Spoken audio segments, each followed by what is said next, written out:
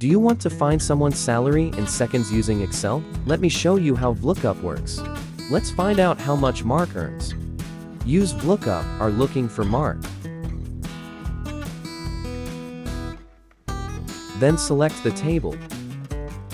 If we are searching for a value in the salary column, we need to check which column number it is first, second, or third. Since salary is the third column, we write 3, and to get an exact match, we should always use false, that means we write 0. Press enter, it's that simple. You can also select the salaries of other people using data validation. To do this, go to the Data tab and choose Data Validation. In the settings, select List. And in the source field, enter all the names.